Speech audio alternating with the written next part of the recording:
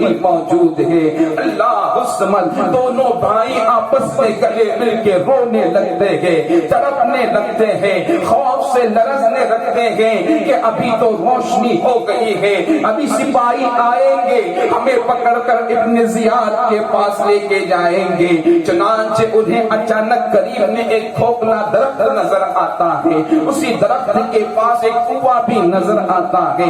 آپ دونوں شہزادے اس درخت میں جا کے چھپ جاتے ہیں، اس کی کوہ میں جا کے بیٹھ جاتے ہیں، سہمے ہوئے ہیں، ڈرے ہوئے ہیں۔ اچانک آواز سنتے ہیں کہ کوئی آ رہا ہے اور خوف سے ڈر جاتے ہیں کہ کہیں یہ ابن زیاد کے سپاہی تو نہیں ہے، کہیں وہ ہمیں پکڑ کر پھر سے ابن زیاد کے پاس تو لے کے نہیں جائیں گے۔ دونوں بھائی ایک دوسرے سے چمٹے ہوئے گئے، دونوں شہزادے ڈرے ہوئے سہمے ہوئے گئے۔ دیکھتے کیا ہے، ایک کنیز ہے جو کنویں پر پانی بھرنے کے لیے آئی ہے۔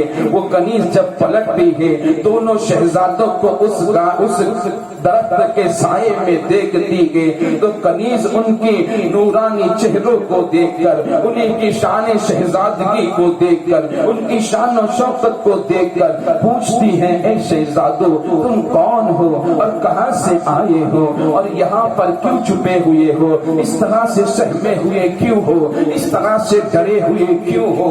یہ سن کر دونوں شہزادے کہتے ہیں، ہم تمہیں کیا بتائیں کہ ہم کون ہیں، ہم تو ستم رسیدے ہیں، ہم تو پریشان کیے ہوئے ہیں، ہم پر ظلم ڈھایا ہوا ہے، ہمارے والد کو شہید کر دیا گیا ہے، ہم راستہ بھٹکے ہوئے مسافر ہیں۔ پھر سے وہ کنیز پوچھتی ہے، بیٹا تمہارا نام تو بتاؤ، شہزادے اپنا نام تو بتاؤ۔ اچھا ٹھیک ہے، اپنے باپ کا نام تو بتاؤ۔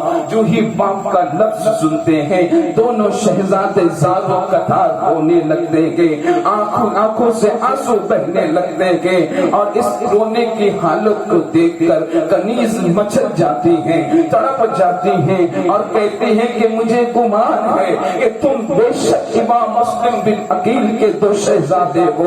ڈرو نہیں، خوف کرو نہیں، میں اس خاتون کی کنیز ہوں جو خاتون اہل بیت اطہار سے سچی محبت کرتی ہے، میں اس خاتون کی کنیز ہوں جو تمہارے خاندان سے صحیح عقیدت رکھتی ہے، میں اس خاتون کی کنیز ہوں جو تمہارے دادا جان محمد عربی کی صحیح محبوب ہے، صحیح محبت کرنے والی خاتون ہے۔ تم ڈرو نہیں، اپنے آپ کو سنبھالو، چلو میرے ساتھ چلو، میں تمہیں اس خاتون کے پاس لے کر چلتی ہوں۔ لہٰذا کنیز کے ساتھ میں دونوں شہزادے ہو لیتے گے۔ کنیز خاتون کے پاس آتی ہے، دروازے پر خاتون کھڑی ہے۔ کنیز عرض کرتی ہے، یہ دونوں شہزادے ہیں، مسلم بن عقیل کے بیٹے ہیں، سارا واقعہ سنا دیتی ہے۔ کنیز جو ہی یہ سنتی ہے کہ یہ مسلم بن عقیل کے بیٹے ہیں، اس کی خوشی کی حد نہیں رہتی ہے، وہ اتنا خوش ہوتی ہے، خوش ہو کر کنیز کو آزاد کر دیتی ہے، کنیز کو آزاد کر دیتی ہے، اور یہ سوچتی ہے آج میرے قسمت عروج پر ہے کہ خاندان رسول کے چراغ میرے گھر تشریف لائے گے، آج میری تو قسمت کی معراج ہو گئی ہے کہ میں نبوت کی گلشن رسالت کے دو ننھے پھول میرے گھر میں تشریف لائے گے۔ سینے سے دوڑ کر لگاتی ہے، ہاتھوں سے ہاتھوں کو سروں پر پھیرتی ہے، کبھی ماتھے کو چومتی ہے، کبھی ہاتھوں کو چومتی ہے، کبھی قدموں کو چومتی ہے، اور کہتی ہے شہزادوں نہ گھبراؤ، یہ تمہارا ہی گھر ہے، یہ گھر تو وہ گھر ہے جو تمہارے جد امجد محمد رسول اللہ کے صدقے میں ہمیں نصیب ہوا ہے، یہ تمہارا ہی گھر ہے، نہ گھبرانا۔ لہذا خاتون ان کی دیکھ بھال کرتی ہے، اچھی طریقے سے دیکھ بھال کرتی ہے۔ اللہ الصمد۔ ادھر ابن زیاد کو پتا چل جاتا ہے کہ داروغہ حوالات مشہور نے امام مسلم کے دونوں بیٹے کو رہا کر دیا ہے، جیل سے چھڑا کر انہیں فرار کر دیا ہے۔ لہذا ابن زیاد مشہور کو بلاتا ہے، بلانے کے بعد پوچھتا ہے، اے مشہور ذرا یہ تو بتا پیساران مسلم کہاں ہے، مسلم کے دونوں بیٹوں کے ساتھ تم نے کیا کیا؟ آپ ارشاد فرماتے ہیں، مشہور کہتا ہے میں نے خدا کی رضا کے لیے, خدا کی خوشنودی حاصل کرنے کے لیے دونوں کو رہا کر دیا ہے, دونوں کو چھوڑ دیا ہے. اللہ الصمد. ابن زیاد غضبناک ہوتا ہے, پھر کہتا ہے اے مشہور کیا تجھے ڈر نہیں لگا مجھ سے یہ کام کرتے ہوئے؟ ابن زیاد کے اس لفظ پر مشہور کہتا ہے اے نادان سن, اے ستمگار سن, جب انسان اللہ سے ڈرتا ہے, جب اللہ کا خوف کرتا ہے, وہ کسی اور سے ڈرا نہیں کرتا ہے. میں تجھ سے کیا ڈروں گا؟ مشہور کے اس لفظ کو سن کر ابن زیاد اور مچل جاتا ہے اور غضبناک ہو جاتا ہے, اور پھر وہ کہتا ہے اے مشہور تو ذرا یہ بتا کہ تجھے ان دونوں بچوں کو رہا کر کے کیا ملا؟ مشہور اب جذبے میں آ گیا. مشہور کہتا ہے اے ستمگر سن, اے ظالم سن, تو نے ان دونوں یتیم بچوں پر ظلم کیا, تو نے ان کے والد امام مسلم کو شہید کیا اور شہید کرنے پر انہیں قید میں ڈالا. اس کام سے تجھے تو کچھ نہیں ملے گا, لیکن میں نے ان یتیم بچوں پر رحم کیا. رحم کھا کر ان کی بے کسی کو دیکھ کر, ان کی ظلم, ان پر ہوئے ظلم کو دیکھ کر میں نے انہیں ریا کر دیا. مجھے دنیا میں کچھ ملے یا نہ ملے, مجھے امید ہے میری اس خدمت کو سرور کونین صلی اللہ علیہ وسلم محشر کے دن اپنی بارگاہ میں قبول کریں گے اور ان کے ہاتھوں سے میری شفاعت رب کی بارگاہ میں قبول ہوگی اور تو اس نعمت سے محروم رہے گا. اتنا سننا تھا. ابن زیاد کہتا ہے ٹھیک ہے تو ٹھہر, میں تجھے ابھی اس کا بدلہ دیتا ہوں, ابھی اس کی سزا دیتا ہوں, تیرے ساتھ میں کیا سلوک کرتا ہوں تو ابھی دیکھے گا, تیری گردن دھڑ سے الگ کر دیتا ہوں. مشہور کہتا ہے ارے ایک جان مشہور کے پاس ہے, اگر ہزاروں جانیں ہوتی تو بھی آل رسول پر قربان کر دیتا. یہ ایک جان کیا چیز ہے, آل رسول کے لیے ہزاروں جان قربان ہے. اللہ الصمد. لہذا ابن زیاد غصے میں آ کر جلاد کو حکم دیتا ہے کہ اسے اتنے کوڑے مارو کہ اس کی جان نکل جائے, اور جب مر جائیں اس کے سر کو تن سے جدا کر دینا. اللہ الصمد. لہذا وہ جلاد آگے بڑھتا ہے, مشہور کو پہلا کوڑا مارتا ہے, مشہور کے بدن پر پہلا کوڑا بیٹھتا ہے.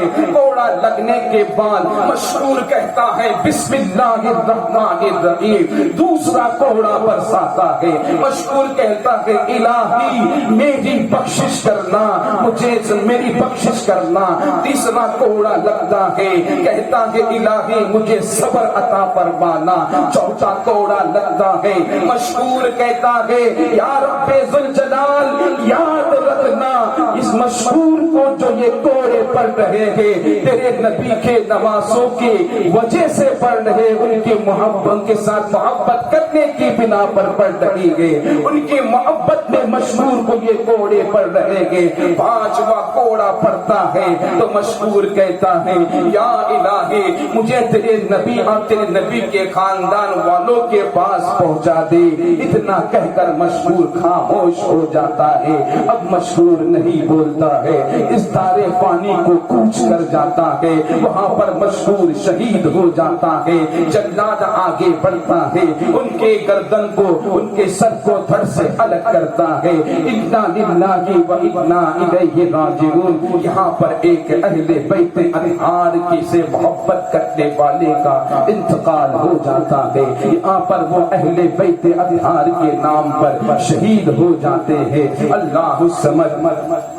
ادھر دیکھتے ہیں کہ وہ خاتون ان دونوں شہزادوں کی پوری دن اچھی طریقے سے دیکھ بھال کرتی ہے, دن بھر ان کی خاطر تواضع میں لگی رہتی ہیں.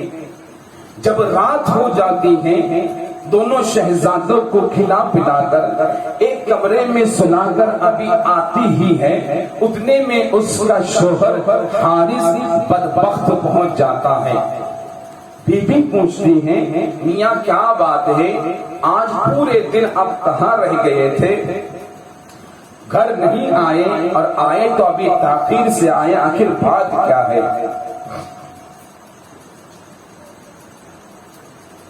حارث کہتا ہے کہ میں آج امیر کوفہ ابن زیاد کے پاس گیا تھا. وہاں جانے کے بعد مجھے معلوم پڑا کہ داروغہ حوالات مشہور نے مسلم کے دونوں بچوں کو رہا کر دیا، جس لیے امیر کوفہ نے ابن زیاد نے اعلان کیا کہ جو بھی ان دونوں بچوں کو پکڑ کے لائے گا یا ان کی خبر دے گا، انہیں پکڑ کر ہم ان کے حوالے کرے گا تو انہیں گھوڑا، مال، دولت اور انعامات سے نوازا جائے گا.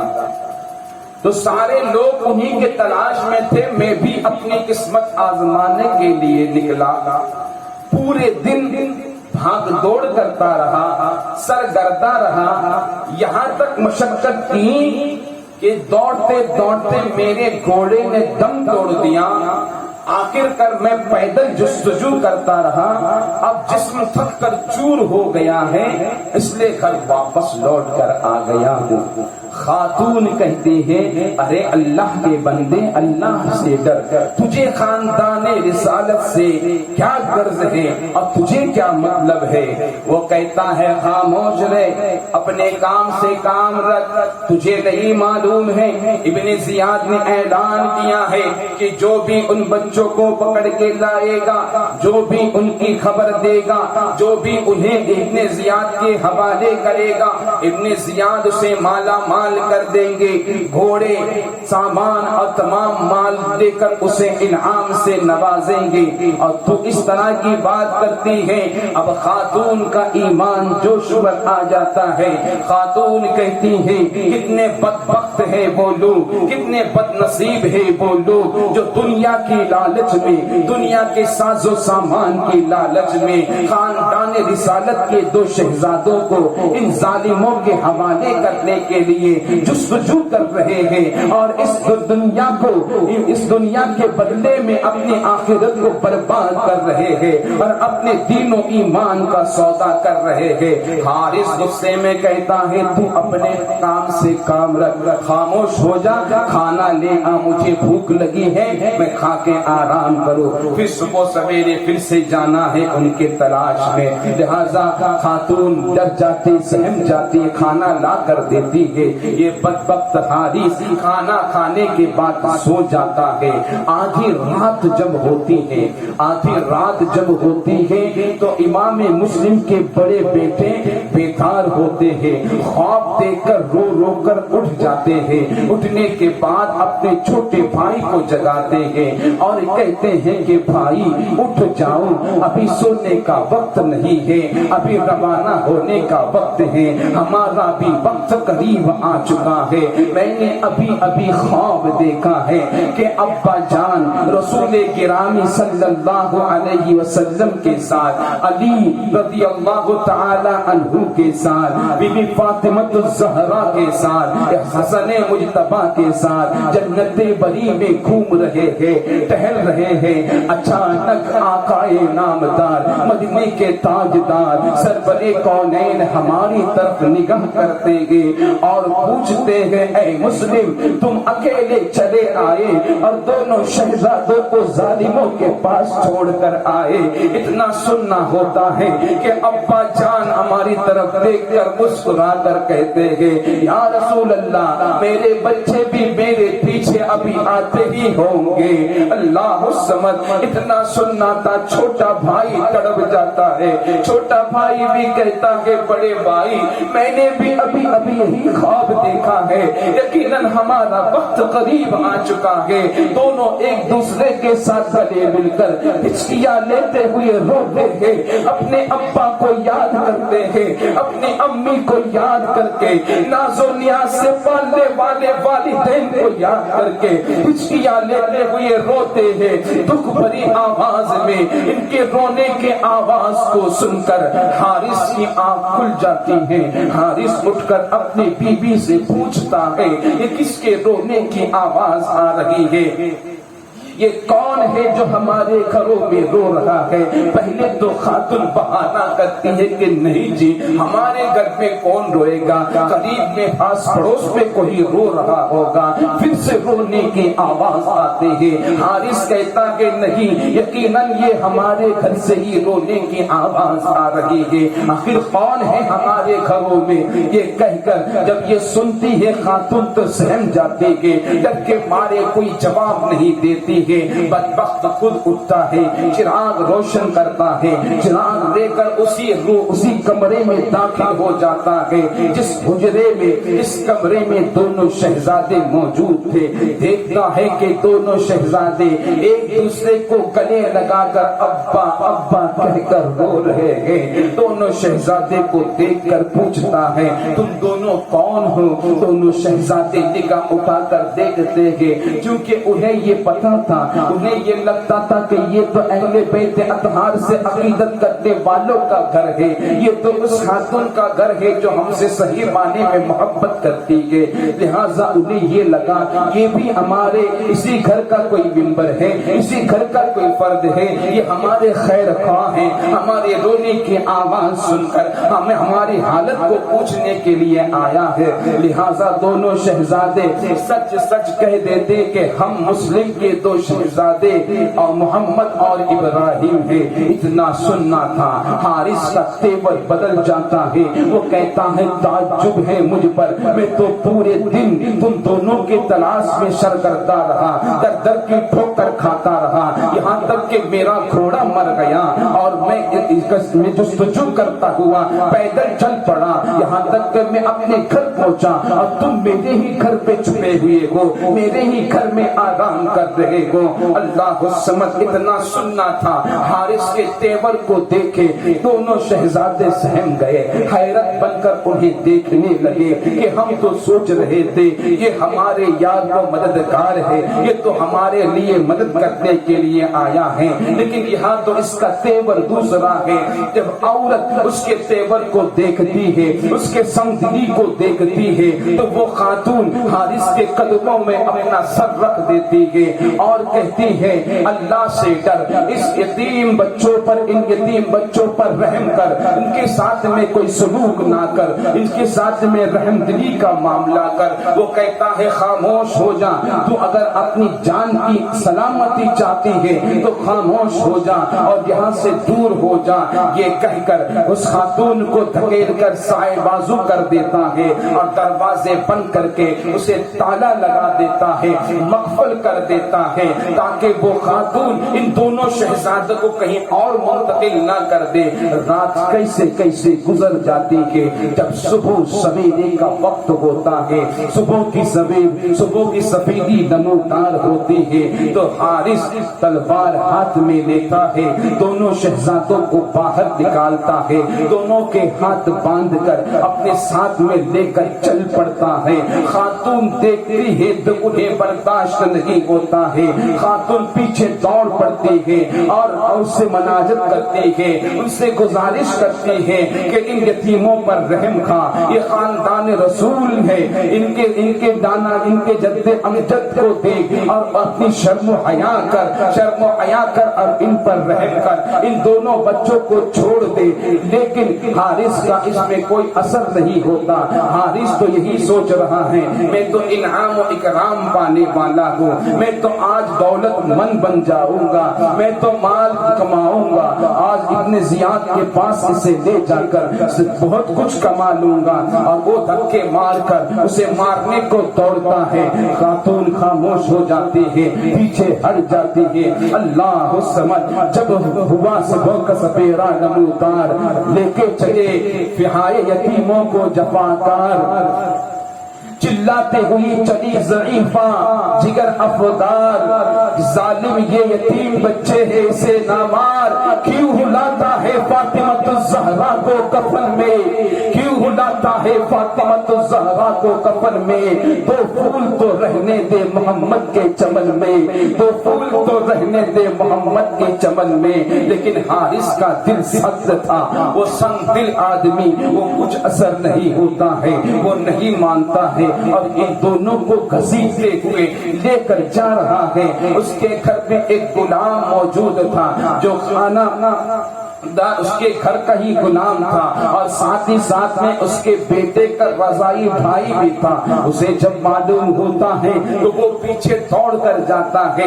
جب حارث کے پاس پہنچتا ہے، حارث کہتا ہے یہ لے تلوار اور ایک کام کر، کہیں ایسا نہ ہو کہ ان دونوں شہزادوں نے راستے میں شور و گل کیا تو شہر کے لوگ کہیں ان کے شور و گل کو سن کر کہیں ہم سے یہ چھین کر نہ لے جائیں، اور وہ لوگ انعام و اکرام نہ لے جائیں اور ہم انعام سے محروم نہ رہ جائیں۔ اس لیے ایک کام کر، تو میرا غلام ہے، میں تجھے حکم دیتا ہوں یہ تلوار لے اور ان دونوں کی گردن کاٹ دے، ان دونوں کو قتل کر دے۔ اتنا سننا ہوتا ہے، وہ غلام کہتا ہے میں ان دونوں کے خون سے اپنے ہاتھ کو آلودہ نہ کروں گا، اس لیے کہ میں بے گناہ بچے کو نہیں مار سکتا، لیکن وہ کہتا ہے میرا حکم ہے تجھے ماننا ہی پڑے گا۔ وہ غلام کہتا ہے میں تیرا حکم مانوں یا اپنے دل کی سنوں؟ میرا دل اس بات کی اجازت نہیں دیتا کہ خاندار رسالت کے دو معصوم پھولوں کو، دو ننھے منھے بچوں کو میں بے گناہ قتل کر دوں، انہیں شہید کر دوں۔ اگر میں نے یہاں شہید کیا، روز محشر ان کے جد امجد محمد عربی صلی اللہ علیہ وسلم کے سامنے کون سا منہ لے کر جاؤں گا؟ اگر مجھ سے انہوں نے سوال کر دیا کہ میرے خاندان کے چراغ کو، میرے خاندان کے دو ننھے منھے شہزادوں کو تو نے کیوں قتل کیا، تو میں کیا جواب دوں گا؟ میرے پاس کیا جواب ہوگا؟ میں کون سا چہرہ لے کر، کون سا منہ لے کر ان کی بارگاہ میں جاؤں گا؟ میں انہیں قتل ہرگز نہیں کر سکتا ہوں۔ حارث غصہ ہو جاتا ہے، غضبناک ہو جاتا ہے اور کہتا ہے اگر تو نے انہیں قتل نہیں کیا تو میں تجھے قتل کر دوں گا۔ لیکن غلام کہتا ہے تو مجھے کیا قتل کرے گا، میں ہی تجھے قتل کر دوں گا۔ اور حارث چونکہ جنگ کے تمام فنون سے، تمام فن سے واقف تھا، ایک ماہر جنگجو تھا، اس نے فوراً غلام کے سر کے بال پکڑے، غلام نے اس کے داڑھی کے بال پکڑے، دونوں جھگڑنے لگے، ایک دوسرے کو مارنے لگے، لیکن کچھ ہی دیر میں حارث نے غلام کو زخمی کر دیا۔ اتنے میں اس کی بیوی بھی دوڑ پڑی، بیوی کے ساتھ میں اس کا بیٹا بھی دوڑ پڑا۔ بیٹا دوڑ کر آنے کے بعد کہتا ہے اے باپ تجھے شرم نہیں آتی کہ یہ میرا رضائی بھائی ہے یہ غلام، اور میرے بھائی کو تو مار رہا ہے، لیکن اس کے باتوں کا کوئی اثر نہیں ہوتا ہے۔ حارث ایک زوردار وار کرتا ہے جس سے وہ غلام شہید ہو جاتا ہے۔ وہ غلام بھی اس دار فانی کو خیر آباد کہہ کر یہاں سے رخصت ہو جاتا ہے۔ اتنا دیکھنا ہوتا ہے، بیٹا اور غضبناک ہو جاتا ہے، باپ کا ہاتھ پکڑتا ہے اور پھر باپ سے کہتا ہے اے باپ تجھے شرم و حیا نہیں، میرے یہ بھائی کو تو نے قتل کر دیا۔